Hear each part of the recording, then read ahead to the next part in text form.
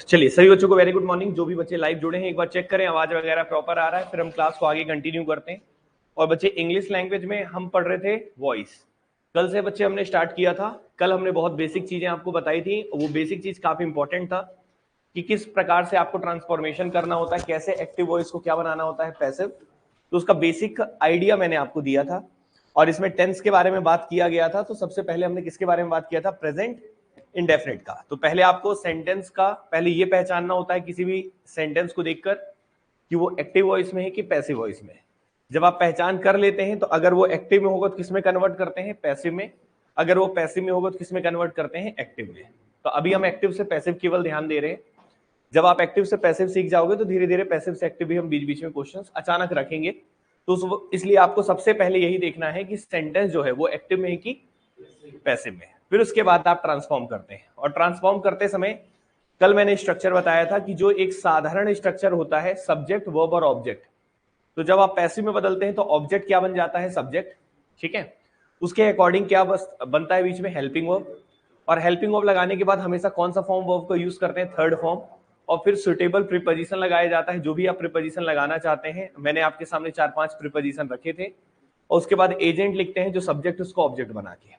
ये हमने पढ़ा था, जिसमें सबसे पहला टेंस हमने जो पढ़ा था वो कौन सा था? Present indefinite. प्रेजेंट इंडेफिनिट के लिए मैं आपसे कुछ सवाल पूछ रहा हूं। प्रेजेंट इंडेफिनिट के केस में, प्रेजेंट इंडेफिनिट के केस में आप कौन सा पैसिव वॉइस जब बनाते हैं प्रेजेंट इंडेफिनिट का, तो कौन सा हेल्पिंग वर्ब यूज करते हैं? Is, am, are. और साथ में कौन सा फॉर्म होता है वर्ब का? Third form. बाकी में तो कोई प्रॉब्लम नहीं, वही ऑब्जेक्ट का सब्जेक्ट, सब्जेक्ट का ऑब्जेक्ट और सुटेबल प्रीपोजिशन। ये हमने पढ़ा था। क्लियर है कि नहीं? आज हम आगे कंटिन्यू करते हैं बच्चे, उसके ध्यान से देखिएगा। तो दूसरा टेंस लिखिएगा सबसे पहले। प्रेजेंट इंडेफिनिट हमने कल पढ़ा दिया था। आज लिखिएगा बच्चे प्रेजेंट कंटिन्यूअस।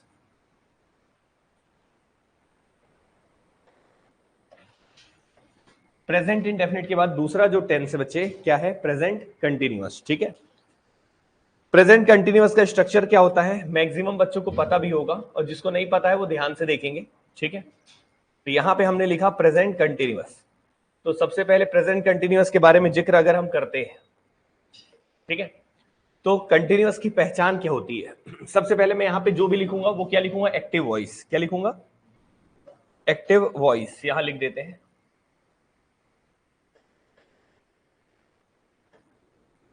कौन सा वॉइस लिख रहे हैं? एक्टिव। तो एक्टिव वॉइस का स्ट्रक्चर क्या है? ये कलर्स है थोड़ा ठीक नहीं दिख रहा है।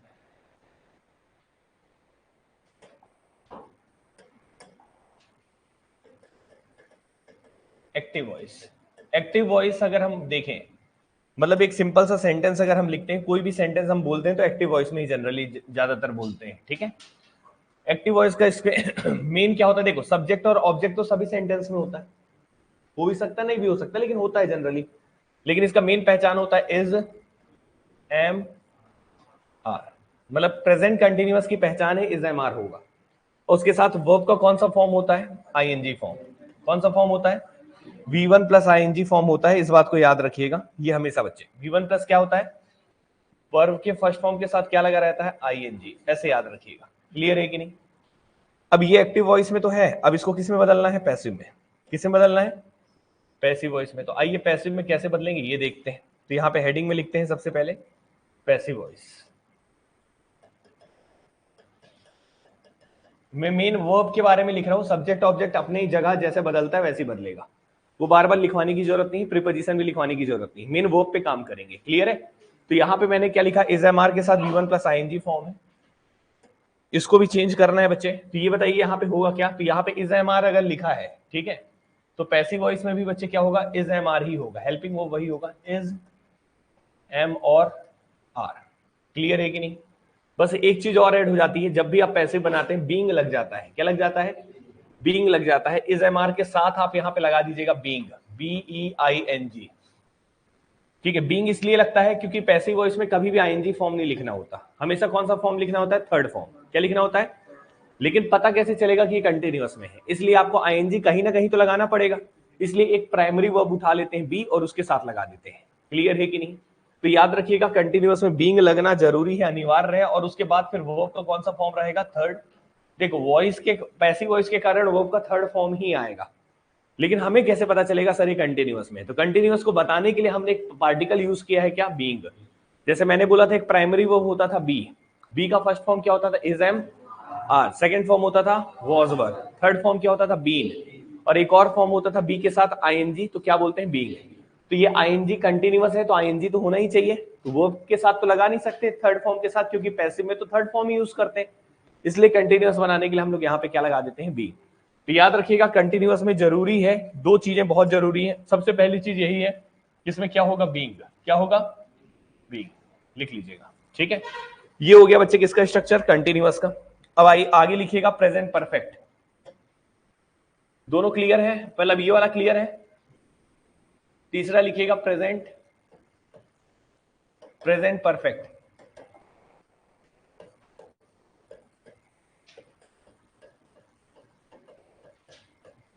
Present perfect.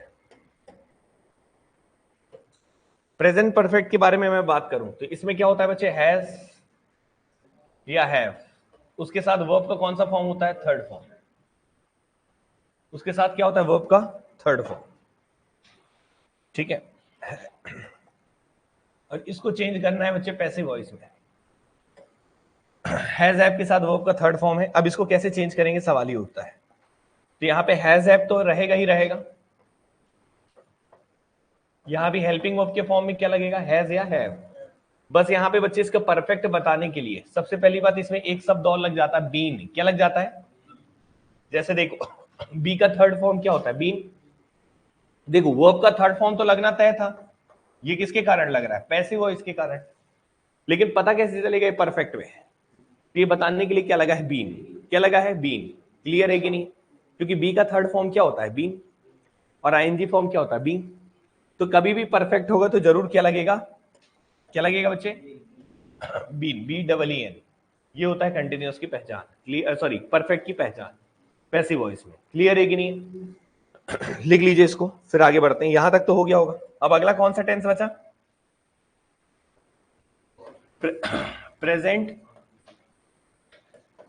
परफेक्ट भी है और कंटिन्यूअस भी है।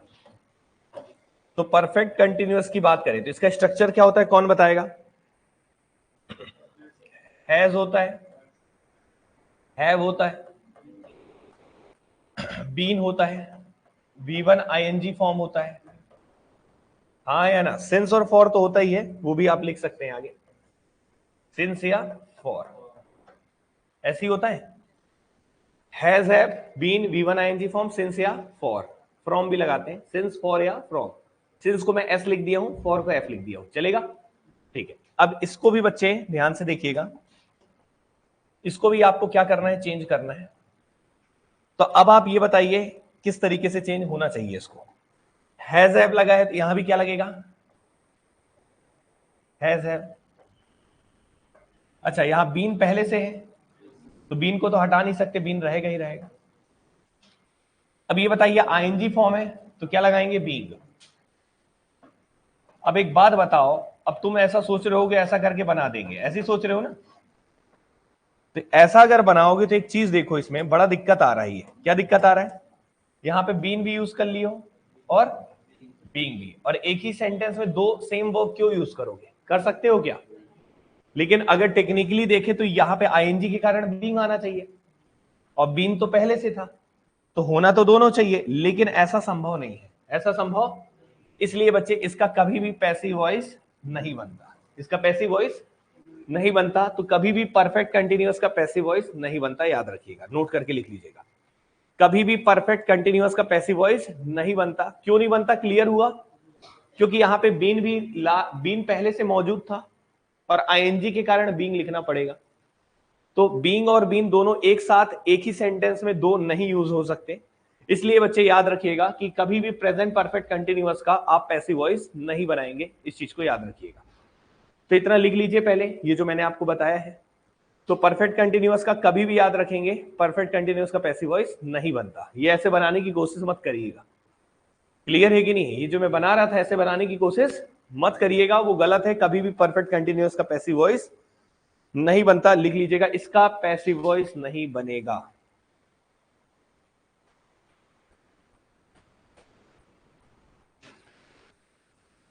बताओ समझ में आ गया? तो ये तो हो गए, प्रेजेंट की सारी कहानी कंप्लीट हो गई। आपने प्रेजेंट इंडेफिनिट का कल पढ़ लिया था, आज प्रेजेंट कंटिन्यूअस का पढ़ लिया, प्रेजेंट परफेक्ट का पढ़ लिया, परफेक्ट कंटिन्यूअस का बनता नहीं है।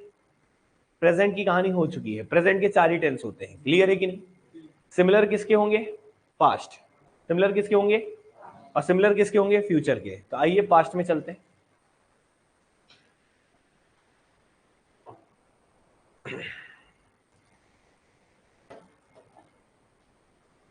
यहां पे लिखिएगा, पास्ट के लिए मैं लिख रहा हूं।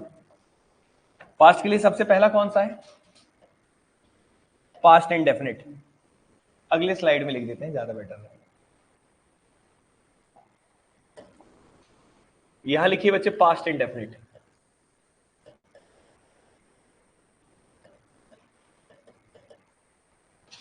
यहां पे लिखिए एक्टिव वॉइस, और यहां पे लिखिए पैसिव वॉइस।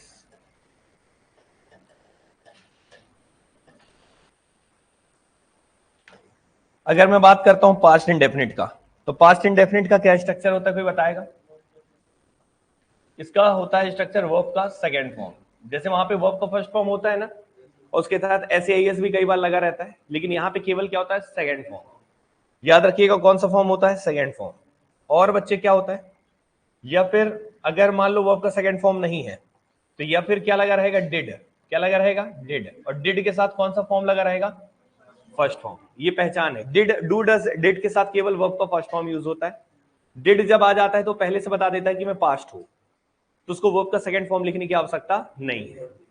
क्लियर है कि नहीं? क्योंकि डिड खुद सेकंड फॉर्म होता है किसका? डू का। Do, did, done. डू या डस फर्स्ट फॉर्म होता है, सेकंड फॉर्म होता है डिड, थर्ड फॉर्म होता है डन। क्लियर है? तो ये भी पार्टिकल ही होता है। जैसे मैंने आपको बताया ना, बी एक पार्टिकल होता है, प्राइमरी वर्ब होता है। उसी प्रकार से इंडेफिनिट के लिए प्राइमरी वर्ब कौन होता है? डू। कौन होता है? डू। खैर इतना डिटेल अभी नहीं जानना है, बस इतना याद रखिएगा कि पास्ट इंडेफिनिट के स्ट्रक्चर में वर्ब का सेकंड फॉर्म होगा या डिड प्लस V1 होगा। अब इसका क्या बदलना है बच्चे बताएंगे? Passive voice. क्या बदलना है? अब आप ये बताइए इसका पैसिव कैसे बनेगा। तो सबसे पहली बात, जब हम प्रेजेंट इंडेफिनिट का बदलते थे तो क्या लाते थे? Is am are. क्या लाते थे? Is am are. यहां पे क्या लाएंगे? अपने से बताओ क्या लाएंगे? वॉज और वर। क्या लाओगे? वॉज या वर। ठीक है। और उसके बाद क्या लाओगे बच्चे बताओगे? वर्ब का थर्ड फॉर्म। वर्ब का, क्योंकि चाहे कोई भी टेंस हो मैटर नहीं करता, वर्ब का थर्ड फॉर्म यूज किया जाता है पैसिव में। क्लियर है कि नहीं? समझ में है? तो वॉज वर प्लस, जैसे वहां इज एम आर के साथ वर्ब का थर्ड फॉर्म आता था, यहाँ पे वॉज वर के साथ वर्ब का थर्ड फॉर्म। कोई अंतर है? बोले एक बार पढ़ लियो तो अपने आप स्ट्रक्चर दिमाग में फिट हो रहा है। क्लियर है कि नहीं? समझ में आ रहा है? ठीक है। अगला लिखिएगा बच्चे, पास्ट इंडेफिनिट तो हो गया, अगला लिखिएगा पास्ट कंटिन्यूअस।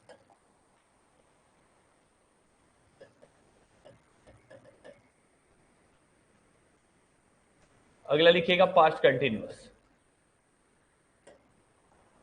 पास्ट कंटिन्यूअस के स्ट्रक्चर में बच्चे बताइए क्या होता है? वॉज और वरी। जैसे वहां पे इज एम आर के साथ आईएनजी होता है, यहाँ पे वॉज वर के साथ V1 का आईएनजी फॉर्म होता है। क्लियर है कि नहीं? सही है? मतलब एक जैसे ही है, एक पढ़ लोगे तो अपने आप दिमाग में सेट हो जाता है। अब इसमें क्या करेंगे? जैसे वहां पे इज एम आर के साथ क्या लगाते थे? बीइंग। क्या लगाते थे? बीइंग। तो यहाँ पे क्या लगेगा? वॉज वर के साथ, वॉज वर के साथ क्या लगेगा? बीइंग। बीइंग बताएगा कि मैं कंटिन्यूअस में हूं। और ये V1 का जो फॉर्म है वो किस में बदल जाएगा? वर्ब के थर्ड फॉर्म में। समझ में आ रहा है सभी को? मतलब आपका जो प्रेजेंट पढ़ लिया ना, तो कंटिन्यूअस अपने आप क्लियर हो जाता है। सॉरी, मतलब अगर आपने प्रेजेंट का पढ़ लिया तो पास्ट के अपने आप क्लियर हो जाते हैं। अब पास्ट परफेक्ट लिखिएगा, खुद बता सकते हो पास्ट परफेक्ट। बताओ पास्ट परफेक्ट में क्या होगा? हैज हैव होता था प्रेजेंट में, यहां क्या होगा? हैड, और प्लस वर्ब का थर्ड फॉर्म, यही होता है। अब इसमें बताओ यहां पे क्या आएगा? हैड तो रहेगा ही रहेगा। परफेक्ट बताने के लिए क्या लगेगा? बीन, और वर्ब का थर्ड फॉर्म रहेगा ही रहेगा। समझ में आ रहा है? सिमिलर मैनर पे कौन सा पास्ट परफेक्ट कंटिन्यूअस बनेगा? पास्ट परफेक्ट कंटिन्यूअस का बताओ, स्ट्रक्चर बताओ पहले, तो याद हो कम से कम। पास्ट परफेक्ट कंटिन्यूअस का स्ट्रक्चर, हेड तो रहता ही है, साथ में क्या लगा रहता है, बीन, और फिर V1 प्लस ING और सिंस और फॉर, ये सब रहता है पूरा। क्या इसका बन पाएगा? क्यों नहीं बन पाएगा? क्योंकि पहले से क्या मौजूद है, बीन, और ING के कारण बीइंग आएगा, तो बीन और बीइंग दोनों तो आ नहीं सकता, इसलिए लिख लीजिएगा इसका पैसिव वॉइस नहीं बनता, इसका पैसिव वॉइस नहीं बनता। तो प्रेजेंट के 3 के बन रहे हैं, पास्ट के भी 3 के बन रहे हैं, ठीक है ना। परफेक्ट कंटिन्यूअस ना प्रेजेंट का बनता है ना पास्ट का। अब आते हैं फ्यूचर पे, इसको नोट कर लीजिए।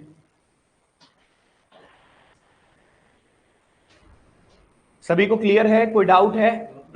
बहुत इंपॉर्टेंट चीज है ये, स्ट्रक्चर काफी काम आएगा, लिखते चलना। क्लियर है यहां तक ना? चलिए, तो अभी तक जो मैंने बताया उसमें कोई प्रॉब्लम नहीं होगा, तो अब हम चलते हैं। मैंने प्रेजेंट के लिए भी बता दिया तीनों का, पास्ट के लिए भी बता दिया, बस परफेक्ट कंटिन्यूअस ना प्रेजेंट का बनता है ना पास्ट का बनता है। क्यों नहीं बनता? क्लियर है? ठीक है, अब हम आगे बढ़ते हैं, किसके? फ्यूचर का लिख लेते हैं। किसका लिख लेते हैं?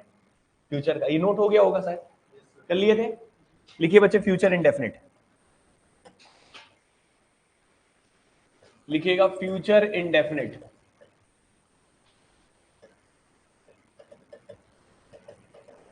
फ्यूचर इंडेफिनिट का भी पहले एक्टिव वॉइस फिर पैसिव वॉइस।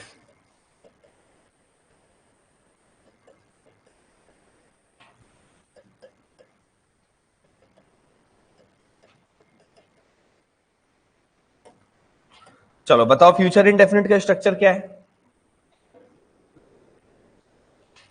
विल होगा, या ये अपने मूड के अनुसार लगाते हैं, ये मैं पढ़ा चुका हूं। जो बच्चे नहीं पढ़े टेंस में, देख लेना जाके, वीडियो ओपन करा के, उसमें मिल जाएगा। बाकी अभी तो विल सेल लगा हुआ, क्लियर है कि नहीं? लेकिन भैया विल सेल वाला जरूर देख लेना। मैं आज उसका वीडियो, कौन से नंबर का वीडियो, किसी को याद है क्या? देखना पड़ेगा उसमें कौन सा है वो वीडियो। आप एक काम करेंगे, पूरा ही ओपन करा दूंगा, आप उसको देख लेना जाके।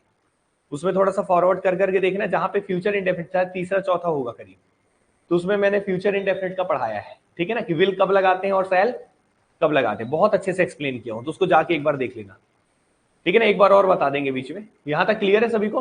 ठीक है, तो विल सेल होता है और उसके साथ क्या लगता है, वर्ब का फर्स्ट फॉर्म, वर्ब का फर्स्ट फॉर्म, ठीक है। विल सेल के साथ वर्ब का फर्स्ट फॉर्म लिख लीजिए। अब इसका क्या बदलना है बताओ? अच्छा, एक बात और बता रहे हैं ना, विल सेल की जगह मान लो कई बार मॉडल ऑक्सिलरी दे दिया हो, क्या दे दिया हो, और उसके साथ वर्ब का फर्स्ट फॉर्म हो, ये स्ट्रक्चर हो, मतलब विल सेल की जगह कुछ और मॉडल यूज कर लिया हो। विल सेल होते क्या है, मॉडल ऑक्सिलरी। मॉडल ऑक्सिलरी को हम लोग मॉडल्स भी बोलते हैं। मॉडल्स का मतलब होता है, मॉडल के नाम से मॉडल ऑक्सिलरी शब्द कैसे आया? मॉडल का मतलब हो गया मूड, क्या हो गया, मूड से शब्द बनाया गया मॉडल। और ऑक्सिलरी, ऑक्स का मतलब होता है हेल्प, ऑक्स का मतलब क्या होता है, हेल्प। तो मूड को बताने के लिए जो मदद करता है उसे हम बोलते हैं मॉडल ऑक्सिलरी। किसके मूड को बताने के लिए? स्पीकर के। किसके? स्पीकर के।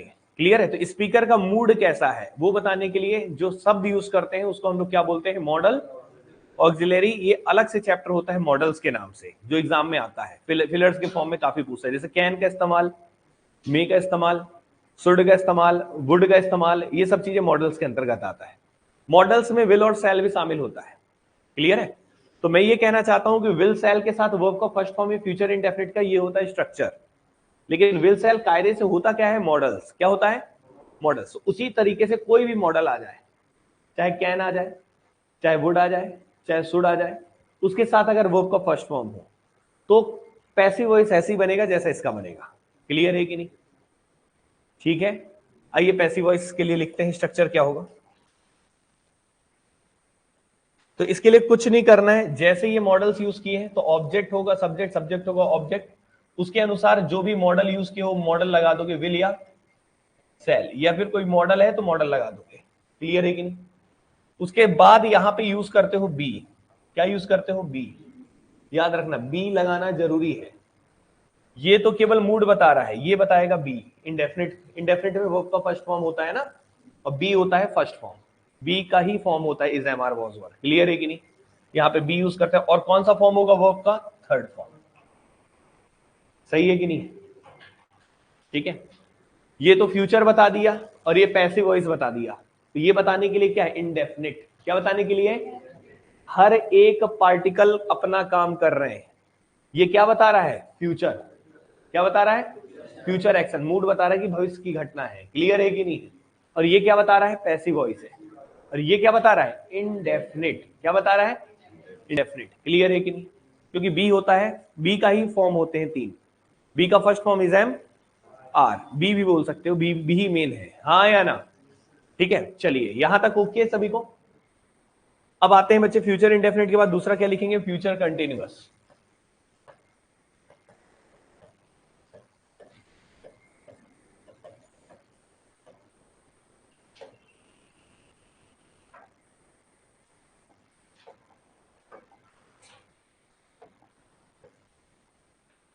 फ्यूचर कंटिन्यूअस का जो स्ट्रक्चर होता है वो क्या होता है बच्चे, विल सेल तो रहेगा ही रहेगा, प्लस क्या रहेगा, वेरी गुड, क्या रहेगा, विल सेल तो रहेगा ही रहेगा।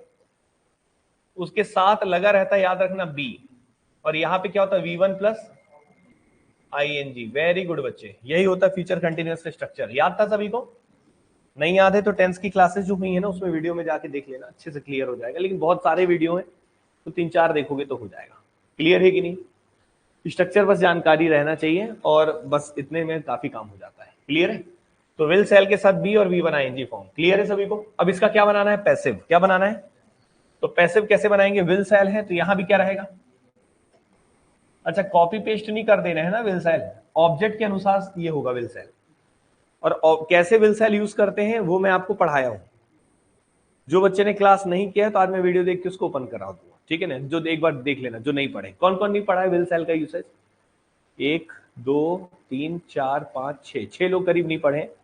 तो जो नहीं पढ़े हैं वो वीडियो को ओपन आज देखते हैं, करा देंगे उसको, ठीक है ना। तो देख लेना वहां से। यहां तक क्लियर है सभी को।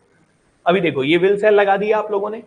विल सेल लगाने के साथ यहां पे अब देखना क्या होगा, बी लिखा है तो बी को तो बदल नहीं सकते, बी का तो बी रहेगा ही रहेगा। मैंने बोला ना किसी को हटाएंगे थोड़ी, जैसे वहां पे नहीं हटा रहे था। अब बताओ यहाँ पे ING फॉर्म है तो बी की जगह ING फॉर्म के कारण एक और लगाना पड़ेगा कंटिन्यूअस बताने के लिए। समझ में आ रहा है क्या बोल रहे हैं। और फिर यहाँ पे वर्ब का क्या दो यूज हो सकते हैं, ये बोल रहा है मैं इंडेफिनिट और ये क्या बोल रहा है, कंटिन्यूअस। और एक ही पार्टिकल के दो फॉर्म यूज हो सकते हैं क्या, एक ही वर्ब के दो रूप यूज कर सकते हो किसी भी वाक्य में, नहीं। इसलिए क्या इसका बनेगा, तो क्या सीखने को मिला कि प्रेजेंट कंटिन्यूअस का भी पैसिव वॉइस नहीं बनता। क्यों नहीं बनता, क्लियर है, क्यों नहीं बनता, क्लियर है। तो याद रखिएगा प्रेजेंट कंटिन्यू फ्यूचर कंटिन्यूअस का भी पैसिव वॉइस नहीं बनता, याद रखिएगा। तो फ्यूचर कंटिन्यूअस का भी पैसिव वॉइस नहीं बनता। बी तो पहले से था, ING के कारण बीइंग भी आना चाहिए, लेकिन एक पार्टिकल के दो रूप नहीं यूज होते किसी भी एक सेंटेंस में। क्लियर है कि वो बोलेगा मैं इंडेफिनिट भी, ऐसे थोड़ी होगा। क्लियर है कि नहीं, या तो इंडेफिनिट होगा या तो कंटिन्यूअस, तो इसलिए इसका भी नहीं बनेगा। आइए तीसरे में चलते हैं। फ्यूचर कंटिन्यूअस के बाद क्या है, future perfect. Future perfect, future perfect का स्ट्रक्चर कौन बताएगा, विल सेल तो होगा ही होगा, फिर क्या होगा, हैव होगा जो बताएगा परफेक्ट है, हाँ या ना, और वर्ब का थर्ड फॉर्म। क्लियर है कि नहीं। ठीक है, अब इसमें क्या करना है बच्चे, कंटिन्यूअस क्या बनाना है, सॉरी इसका क्या बनाना है, पैसिव। क्या बनाना है, पैसिव। पैसिव बनाएंगे तो विल सेल तो रहेगा ही रहेगा, यही तो फ्यूचर एक्शन को बता रहा है। उसके साथ क्या यूज करेंगे बताओ, बताओ या जल्दी बताओ। देखो हैव लिखा है, हैव तो रहेगा ही। अब उसके बाद ये क्या है बच्चे, पैसिव में बनाना है तो बी का कौन सा रूप होगा, थर्ड फॉर्म। तो क्या होता है, बीन। यहाँ पे बीन आना जरूरी है। और उसके बाद क्या आ जाएगा, वर्ब का थर्ड। क्लियर है कि नहीं। तो ये चीज देख रहे हो, परफेक्ट में हमेशा क्या आता है, बीन। क्या आता है, बीन। परफेक्ट में क्या आता है, बीन। चाहे प्रेजेंट का हो, चाहे पास्ट का हो, चाहे फ्यूचर का हो, पैसिव वॉइस में बदलोगे तो हमेशा क्या आएगा, बीन। क्या आएगा, बीन। और कंटिन्यूअस का चाहे प्रेजेंट का हो चाहे पास्ट का हो, क्या आएगा, बीइंग। फ्यूचर का तो होता ही नहीं है। क्लियर है।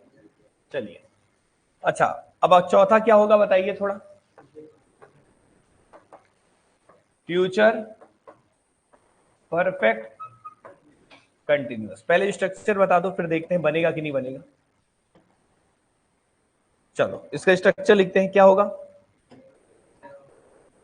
विल होगा या सेल तो होना तय है, क्योंकि मूड तो बताएगा ही, फ्यूचर की बात है तो।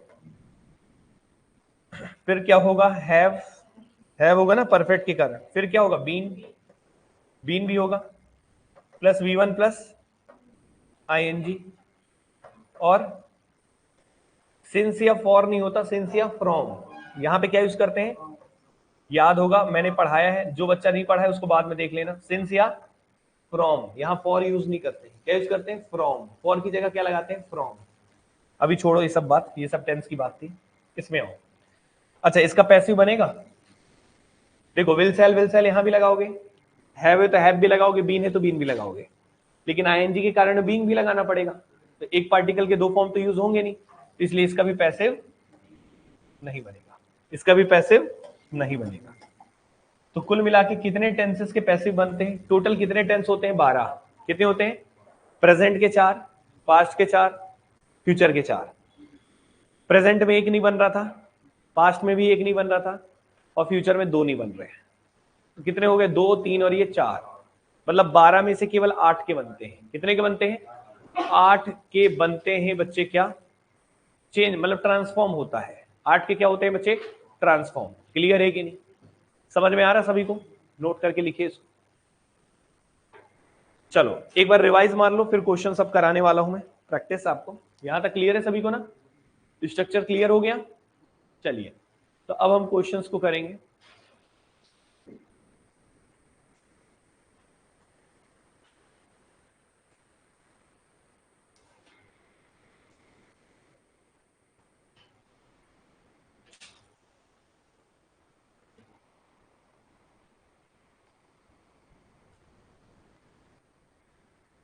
लिख लिया सबने कॉपी में। चलो अब यहां से हमने जो भी 8 टेंसेस के वॉइस ट्रांसफॉर्म होते हैं, 4 के नहीं होते हैं, अब कराने वाले हैं प्रैक्टिस क्वेश्चंस की। पहले कुछ क्वेश्चंस लिखेंगे आप सब लोग। पहला सवाल, Sangeeta found the keys.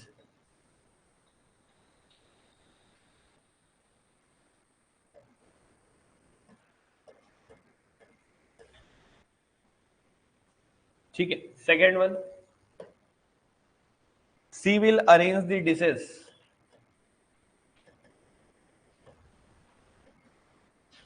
C will arrange the dishes.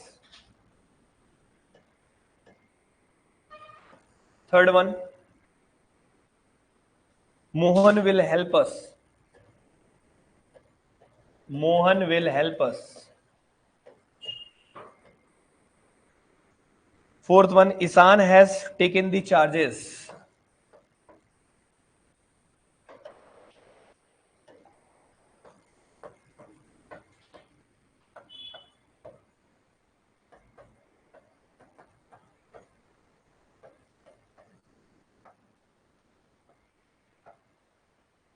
Ishan has taken the charges, लिख लियो। Ravi can not help them.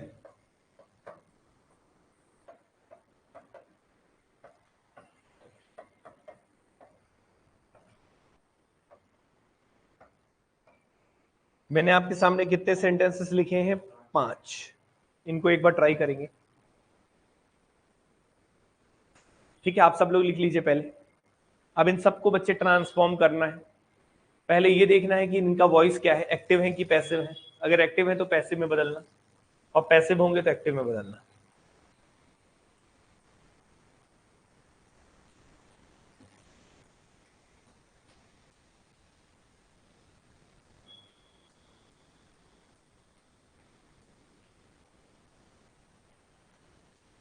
चलिए देखिए, पहले सेंटेंस में आइए, क्या लिखा है, संगीता फाउंड द कीज, लिखा है ना। चाबी किसको मिली थी, संगीता को। तो यहाँ पे डूअर कौन है, संगीता। डूअर पहले लिखा है तो कौन सा वॉइस होगा, एक्टिव। कौन सा होगा, अब इसको किसमें बदलना है, पैसिव में। किसे बदलना है, पैसिव में। भाई ये पैसिव बदलते हैं, पैसिव में कैसे बदलेंगे, सबसे पहली बात, जो आपका ऑब्जेक्ट दिख रहा है, क्या दिख रहा है बच्चे, ऑब्जेक्ट, वो क्या आ जाएगा, सब्जेक्ट। क्या बन जाएगा, सब्जेक्ट। तो हम इसको बनाते हैं, तो यहाँ पे क्या लिखेंगे, द कीज। ठीक है, अब ये बताइए कौन सा टेंस है, ये भी जरूर देखिएगा कौन सा टेंस है बच्चे। फाउंड लिखा है। फाउंड बच्चे किसका फॉर्म होता है, सेकंड फॉर्म होता है। कौन सा फॉर्म होता है, सेकंड। ठीक है ना। फाउंड मतलब होता है मिलना। फाइंड, फाउंड, जो फाउंड है वो कौन सा फॉर्म है, सेकंड। फाइंड क्या हो गया, फर्स्ट फॉर्म। क्लियर है ना। तो फाउंड हो जाएगा सेकंड फॉर्म, इसलिए कौन सा टेंस है, पास्ट इंडेफिनिट। कौन सा है, और पास्ट इंडेफिनिट में मैंने बताया था कि आप कैसे कन्वर्ट करते हैं पैसिव वॉइस में। पास्ट इंडेफिनिट के केस में क्या लगाते थे बच्चे, वॉज या वर। क्या लगाते थे, वॉज या वर। तो ये बताइए कीज सिंगुलर है कि प्लूरल है, प्लूरल है। तो यहां पे क्या लिखेंगे, वॉज लिखेंगे कि क्या लिखेंगे, सोचिए थोड़ा, बनाइए फिर कॉपी में। बिल्कुल ठीक बोल रहे, तो ट्राई करो, तुम्ही को बनाना है भाई, मेरे को थोड़ी एग्जाम में करना है। बनाओ, ट्राई करो एक बार। हो गया, क्या बना बताओ। The keys were, the keys were. Clear है ना। और थर्ड फॉर्म क्या होगा, फाउंड ही रहेगा, हाँ या ना। सेकेंड फॉर्म भी फाउंड होता है और थर्ड फॉर्म भी क्या होता है, फाउंड होता है। ठीक है ना, यहां तक क्लियर है। फाइंड, फाउंड, फाउंडेड नहीं होता है, क्या होगा, फाउंड ही रहेगा। फाउंडेड वाला भी होता है, वो अलग है, लेकिन ये वो वगैरह में पढ़ोगे तुम लोग। क्लियर है कि नहीं। अभी बस इतना लिख लेना बच्चे, आप लोग क्या लिख लोगे, फाउंड ही होता है। मतलब यहाँ पे लिख लेना फाइंड, फाउंड और फाउंड। और इसका अर्थ क्या है, मिलना। अर्थ क्या है, मिलना। तो यहाँ पे याद रखिएगा कि the keys were found, sorry the keys were found. तो क्योंकि सेकंड फॉर्म भी फाउंड है और थर्ड फॉर्म भी क्या है, फाउंड है। फाइंड, फाउंड, फाउंड लिख लेना अगर ना बताओ तो। क्लियर है कि नहीं। The keys were found. अब यहाँ पे फाउंड के बाद वर्ब का थर्ड फॉर्म के बाद क्या लिखते हैं, प्रीपोजिशन। और संगीता क्या है, पर्सन है, तो क्या लगाएंगे, बाई। क्या लगाएंगे, बाई। और यहाँ पे क्या लिखेंगे, संगीता। समझ में आए, the keys were found by Sangeeta. Clear. तो ये जो मैंने ट्रांसफॉर्म किया है, जब आप एग्जाम में करेंगे, अभी तो सीखिए, पूरा पूरा ट्रांसफॉर्म करना सीखिए। लेकिन एग्जाम में हमेशा किससे करना है, ऑप्शन से। किससे करना है, ऑप्शन से। पूरा ट्रांसफॉर्म करके नहीं देखना आपको, पहले ये देखना होता है कि कौन सा ऑप्शन ऐसा है, अगर यहाँ पे कौन सा फॉर्म है, पहले वो पहचान करो। वर्ब कौन सा है, सेकंड फॉर्म। सेकंड फॉर्म है तो जरूर जो भी पैसिव बदलेगा उसमें क्या होना चाहिए, वॉज या वर। तो ऐसे ऑप्शन को देखो जहां पे वॉज वर नहीं है, और जहां पे नहीं है उस ऑप्शन को काट दो। क्लियर है। फिर ये देखो कौन सा ऑप्शन बचा, तो शायद एक दो ऑप्शन बचेंगे। अगर दो ऑप्शन बचे तो फिर उन दो ऑप्शन में देखो कि यहाँ पे कीज क्या है, प्लूरल है। तो कौन से, किसी में वॉज लगाया होगा, किसी में वर में, तो किसको टिक करना है, वर वाले को। बस हो गया आंसर, आगे पूरा करने की जरूरत नहीं रहती। क्लियर है कि नहीं। मतलब ऑप्शन से आप सेकंड्स में कर लेंगे, लेकिन जब आपको, लेकिन बेसिक आना चाहिए तभी। समझ में आया सभी को। तो ऑप्शन से कैसे करना वो हम बाद में जाएंगे, पहले आप ट्रांसफॉर्म करके सीखिए। सेकंड क्वेश्चन में आइए, क्या लिखा है, सी विल अरेंज द डिशेस। अब ये बताइए कौन अरेंज कर रहा है डिशेस को, सी। डूअर कौन है, सी। और डूअर पहले लिखा है, मतलब कौन सा वॉइस है, एक्टिव। अब एक्टिव वॉइस होने के कारण जो डिशेस है ये पहले आ जाएगा। ठीक है। अच्छा ये बताओ वर्ब कौन सा है, विल अरेंज। क्या लिखा है, विल अरेंज। और विल के साथ हमेशा वर्ब का फर्स्ट फॉर्म यूज होता है, फ्यूचर इंडेफिनिट है। क्या है ये, फ्यूचर इंडेफिनिट। और फ्यूचर इंडेफिनिट में कैसे करते हैं, तो यहाँ पे लिखेंगे द डिशेस। फ्यूचर इंडेफिनिट को क्या बदलते हैं, विल के साथ क्या लगता है, बी। विल बी, विल के साथ will be arranged, will be arranged by. अच्छा एक सवाल आपके मन में उठ सकता है ना, सर यहां विल ही रहेगा कि सेल भी हो सकता है। ऐसा कहीं कुछ भी नहीं चिपकाते, बुद्धि लगा के करना होता है जो पढ़ाए हैं। तो जो बच्चे अभी वो क्लास नहीं पढ़े हैं वो अभी दिमाग ना लगाए, जैसे ऐसा कर रहे हैं करते रहिएगा, और उस क्लास का रिवीजन करिएगा, फिर सोचिएगा क्लियर है कि नहीं है। अब मैं उसको बताने लगूंगा तो टाइम चला जाएगा। क्लियर है कि नहीं है। तो अभी आप जो लिखे हैं लिखे रहिए, कोई प्रॉब्लम नहीं। ठीक है, चलिए नेक्स्ट में चलिए। मतलब सही है, ये विल ही रहेगा, लेकिन क्यों रहेगा क्या रहेगा अभी एक्सप्लेन अगर करने लगूंगा तो टेंस में घुस जाएंगे अपन, और टेंस में पढ़ा चुका हूं। क्लियर है कि नहीं। तो अभी तो आप यही रहने दीजिए जो लिखा है, कोई प्रॉब्लम नहीं। अभी केवल विल लगा दीजिए जैसा मैं लगा रहा हूं वैसे ही, ठीक है ना। अब क्यों लग रहा है, क्या लग रहा है, तो ये होमवर्क है आप लोगों का। क्या आप लोग फ्यूचर में विल सेल का जो यूज पढ़ाया था वो देख के आएंगे घर से। क्लियर है कि नहीं। ठीक है, फिर बाद में एक्सप्लेन करूंगा, नहीं तो इसमें फिर आप वॉइस को छोड़ के टेंस में आप दिमाग लगाओगे और ये दिक्कत हो जाएगा वॉइस में, इसलिए पहले एक एक करके पढ़ो। क्लियर है कि नहीं। नेक्स्ट वन में आइए, मतलब ये सही है जो भी हमने बनाया है। नेक्स्ट वन में आइए, समझ में आया सभी को? चलिए, मोहन विल हेल्प अस। अब देखो यहाँ पे मोहन विल हेल्प अस, कौन हेल्प कर रहा है हमारा? मोहन। डूअर कौन है? मोहन। ये पहले लिखा है, मतलब कौन सा वॉइस है? एक्टिव। अब एक्टिव को पैसिव बनाने के लिए ऑब्जेक्ट कहाँ जाएगा? पहले, और विल के साथ वर्ब का फर्स्ट फॉर्म है, तो कौन सा टेंस है? Future indefinite. कौन सा? Future indefinite. तो अस का पहले लाएंगे तो अस का क्या बन जाएगा? सब्जेक्ट के फॉर्म में वी, क्योंकि वी होता है सब्जेक्टिव केस और वी का ही ऑब्जेक्टिव केस क्या होता है? अस। जैसे सी का क्या होता है? हर। ही का क्या होता है? हिम। वैसे वी का क्या होता है? अस। और दे का क्या होता है? देम। क्लियर है कि नहीं? ये मैं लिखवाया था कल, याद है सभी को? तो जो बच्चे नहीं लिखे होंगे वहां पे लिख लीजिएगा, वी का क्या होता है? अस। वी का क्या होता है? अस। ठीक है, तो वी हो जाएगा। फिर वी के बाद यहाँ पे आप क्या लगाएंगे बच्चे? देखिए यहाँ पे वेरी गुड, क्या लगेगा? सेल। जो बच्चे पढ़े उन्हें याद होगा, वी सेल। विल नहीं होगा, सेल होगा, बाद में बताएंगे क्यों। We shall. फिर उसके बाद क्या लगेगा? बी। और यहाँ पे क्या लिखेंगे? हेल्प्ड। और यहाँ पे क्या लिखेंगे? बाई। और यहाँ पे क्या लिखेंगे? मोहन। क्लियर है? अभी आपका जो विल और सेल वाला जो डाउट है ना, वो अभी थोड़ा सा मैं एक्सप्लेन करूंगा लास्ट में। मैं बता चुका हूं वैसे ये सारी चीजें, ठीक है ना? ये टेंस वाली कहानी है।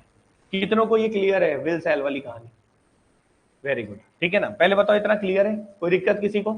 चलिए नेक्स्ट सेंटेंस देखिएगा, ईशान वाला।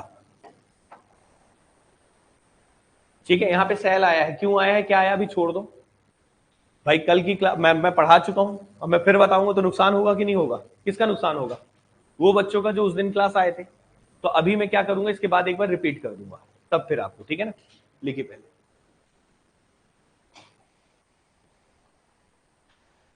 नेक्स्ट वन बनाइए, बताइए कौन सा टेंस है? Has taken. पहले टेंस देख लो। अच्छा, Ishan has taken the charges, ये तो है एक्टिव है। अब तो पहचान ले रहे हो ना वॉइस। हैज टेकन कौन सा टेंस है बताओ? कौन सा है? Present perfect. वेरी गुड, कौन सा? Present perfect. और ऑब्जेक्ट क्या बन जाएगा?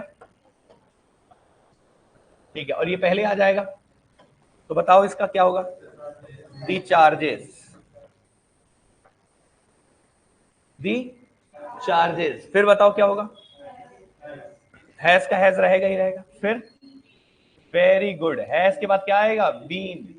और टेकन का क्या रहेगा? टेकन ही रहेगा, वर्ब का थर्ड फॉर्म ही रहता है, has been taken by Ishan. बहुत बढ़िया, the charges has been taken by Ishan. Clear है बच्चे? समझ में आया?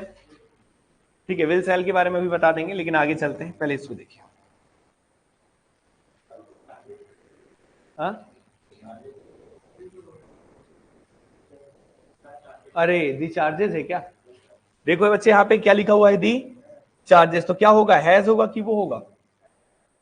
चार्जेस मतलब क्या होता है? इसका मतलब क्या है? देखो सबसे पहली बात तो नाउन है, ठीक है, लेकिन कौन सा नाउन है? चार्जेस क्या होता है? कोई वस्तु होता है। चार्ज यहाँ पे क्या है? चार्जर वाला चार्ज समझ रहे हो क्या? चार्जेस क्या होता है? अच्छा, Ishan has taken the charges.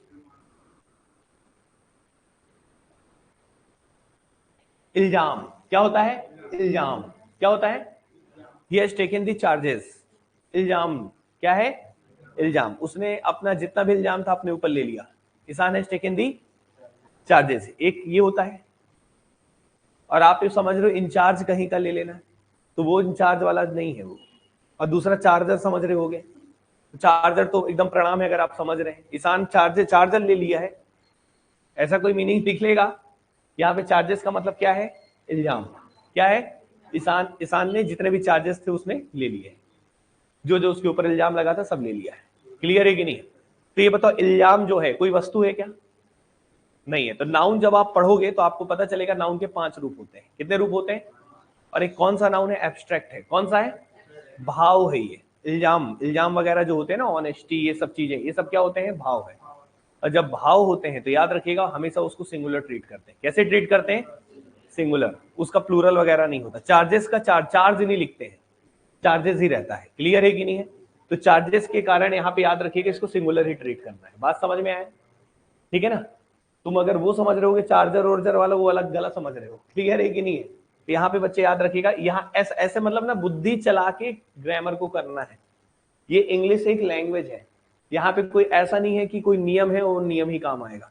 कि आप लोग के मन में बिल्कुल डाउट है, जायज है, हर किसी का होता है, ऐसा नहीं कि आपका बस है, हर किसी का हो सकता है। नाउन के साथ एस लगा है तो आप सोचते हैं कि यहाँ पे क्या होना चाहिए, हैव। आपकी सोच गलत नहीं थी, लेकिन थोड़ा सा मीनिंग में जाइएगा। किसमें जाइएगा? मीनिंग। तो जैसे कोई भी भाववाचक वगैरह वाली बात होती है, चार्जेस मतलब जैसे इल्जाम वगैरह की बात हो रही है, ठीक है, ईमानदारी की बात हो रही है, तो उनका प्लूरल नहीं बनाते हैं। क्या नहीं बनाते हैं? प्लूरल। हमेशा किस फॉर्म में रहता है? सिंगुलर। इसलिए बच्चे यहाँ पे हैज आए। अब कोई डाउट? ठीक है, तो थोड़ा सा मीनिंग पे काम कर लेना, ठीक है ना? डाउट है अब? चलिए नेक्स्ट वन में आइए। Ravi can not help them. किसने, कौन मदद नहीं किया? रवि। अब बताओ रवि क्या है? डूअर। बच्चे रवि क्या है? डूअर। अगर रवि डूअर है मेरे भाई, रवि डूअर है, तो ये कौन सा वॉइस हो गया? एक्टिव। समझ में तो आ रहा है ना? बहुत आराम से पढ़ा रहा हूं मैं, ध्यान से देखिएगा। अब यहाँ पे ये बताइए, यहाँ पे कि ये कैन नॉट हेल्प लिखा है ना, ये मॉडल ऑक्सिलरी है। क्या है ये? Model auxiliary. कैन क्या होता है? मॉडल। कैन क्या होता है? मॉडल। इंडेफिनिट में है। किसमें है? इंडेफिनिट में है। किसमें है? इंडेफिनिट। टेंस नहीं बता सकते, प्रेजेंट है, क्योंकि इंडेफिनिट में तीनों टेंस छुपे होते हैं, हाँ या ना? तो Ravi can not help them, ठीक है। अब ये बताओ, यहाँ पे मॉडल है, तो सबसे पहले ये बताओ इसमें क्या होगा? ऑब्जेक्ट क्या है यहाँ पे? देम। तो देम कहाँ आएगा? सामने। तो देम का क्या आ जाएगा? दे। दे का क्या बनता है? देम। तो देम का क्या होगा? दे। अच्छा, अब ये बताओ, दे के बाद ये मॉडल है ना, और मॉडल में मैंने क्या बताया था? मॉडल में बी लगता है, विल सेल के साथ बी लगता था ना। इंडेफिनिट, मॉडल हमेशा इंडेफिनिट वाला होता है, क्लियर है कि नहीं है? इंडेफिनिट का मतलब टेंस नहीं पता, तो यहाँ पे दे कैन। अच्छा, नॉट तो हमेशा कैन के बगल में ही लगेगा, हेल्पिंग वर्ब के साथ ही लगता है, तो कैन नॉट को जुदा मत करना, कैन नॉट बी क्या लग जाएगा? बी। और ये हेल्प का क्या बन जाएगा? Helped. Can not be helped by Ravi. बहुत बढ़िया, क्लियर है कि नहीं? बताओ समझ में है, हाँ या ना? ठीक है, मॉडल के साथ मैंने बताया था ना बी लगता है, कोई भी मॉडल हो बी लगाना, मतलब इंडेफिनिट की तरह ट्रीट करना है, जैसे फ्यूचर इंडेफिनिट का पढ़े थे, क्लियर है कि नहीं? इसीलिए मैंने वहां पे मॉडल्स भी लिख दिया था।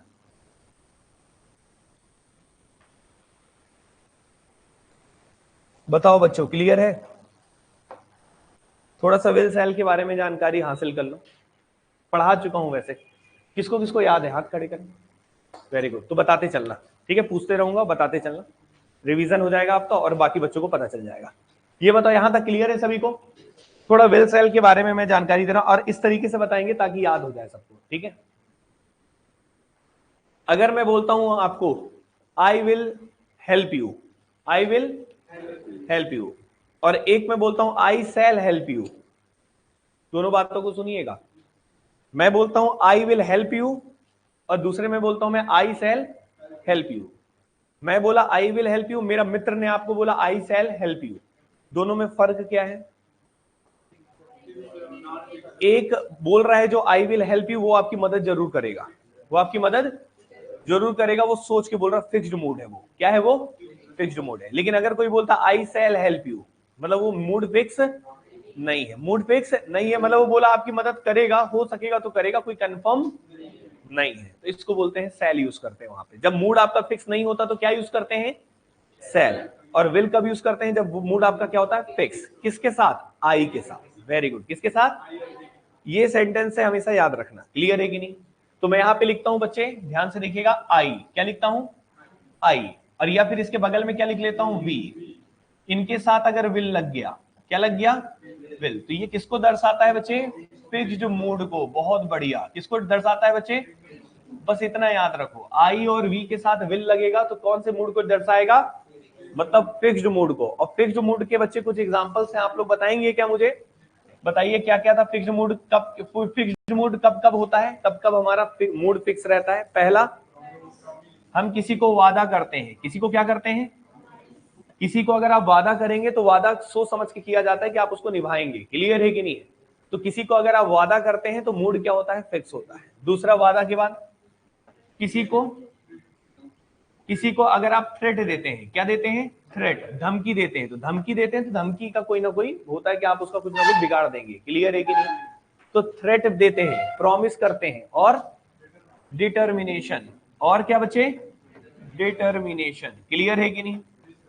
और एक और था बच्चे, वेरी गुड, ऑफिशियल डिटर्मिनेशन, मतलब जैसे बोले ना I will crack the exam, I will crack the exam. तो आप डिटरमाइन है कि आप एग्जाम को क्रैक कर लेंगे। क्लियर है कि नहीं है? निश्चय है आपका दिमाग में, हाँ या ना? तो यहां पे याद रखिएगा, अगला है ऑफिशियल इंस्ट्रक्शन। ऑफिशियल जितने भी आधिकारिक इंस्ट्रक्शंस होते हैं, जैसे एग्जाम में लिखा रहता है कि आपको पेन मतलब आपको कैलकुलेटर नहीं लाना है, ठीक है, तो ये ऑफिशियल इंस्ट्रक्शन है। यहाँ पे थूकना मना है, ठीक है ना, ये सब क्या है? ऑफिशियल इंस्ट्रक्शन है। तो ऑफिशियल इंस्ट्रक्शन जिसको आपको मानना जरूरी, डिटर्मिनेशन आप करेंगे ही करेंगे, थ्रेट प्रॉमिस, तो मूड आपका क्या होता है? फिक्स। और मूड फिक्स होता है तो आई और वी के साथ क्या लगाते हैं? विल। याद रहेगा? याद रहेगा ये? अच्छा एक बात और, एक याद है तो अपने आप बाकी याद हो जाएगा। अब आई और वी के साथ विल है, और एक चीज और ना, अदर सब्जेक्ट, मान लो आई और वी ना दिखे, अदर सब्जेक्ट दिखे, क्या दिखे? अदर मतलब क्या हो गया? दूसरे सब्जेक्ट, आई और वी को छोड़कर बचे हुए जितने भी हैं। बचे हुए कौन कौन?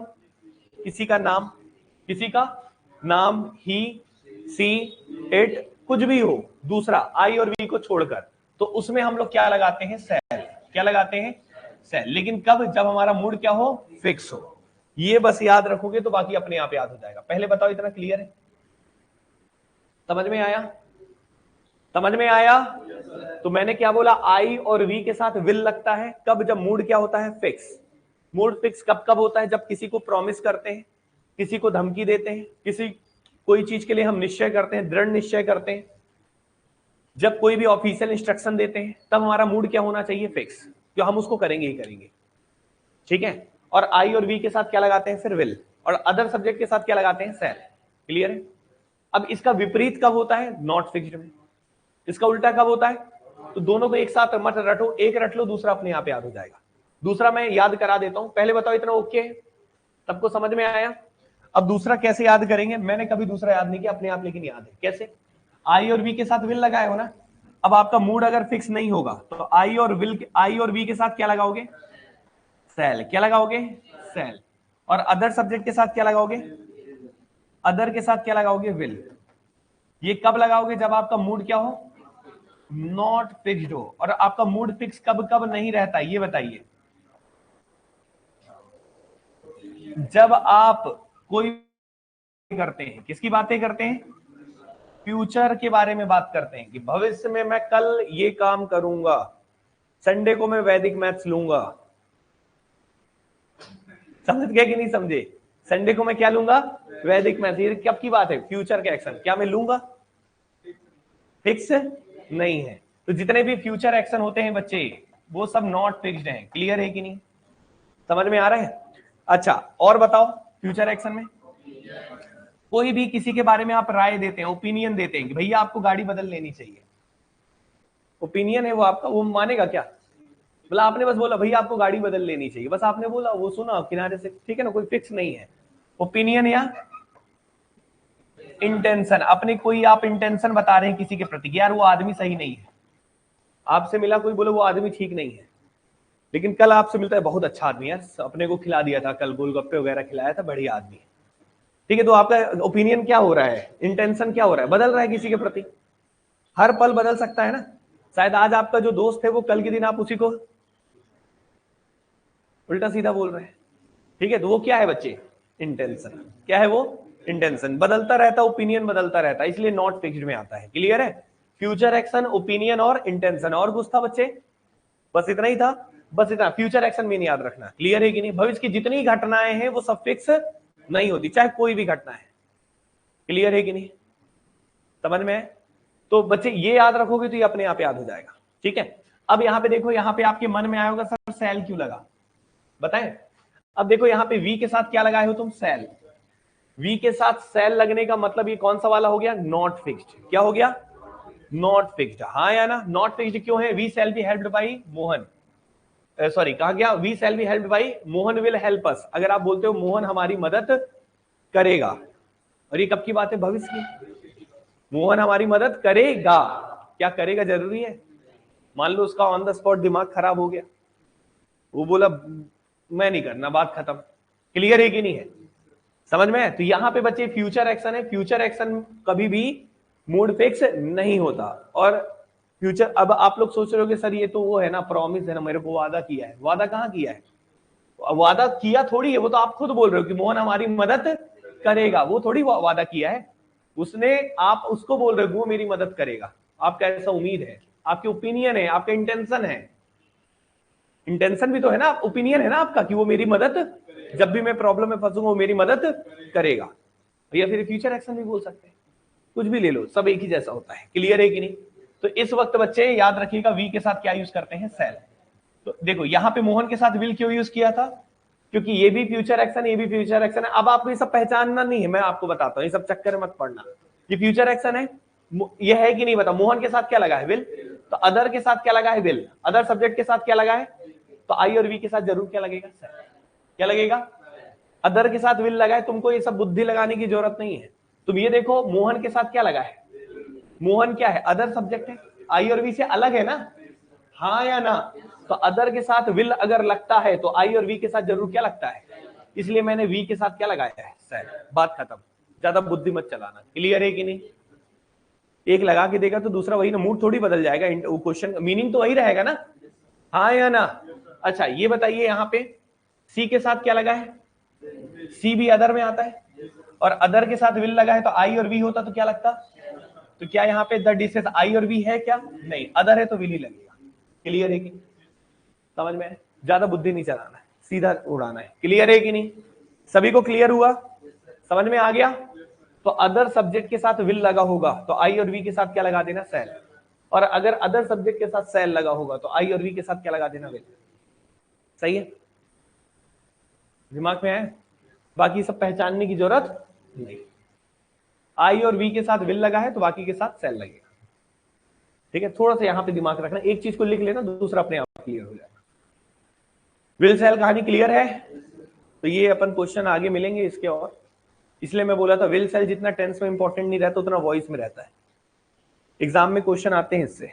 बच्चे लोग के साथ दिक्कत ही होता है कि विल सेल को सोचते एक ही है, जो मर्जी लगा दो, ऑप्शन में दोनों रहेगा, इसलिए सोच समझ के लगाना है।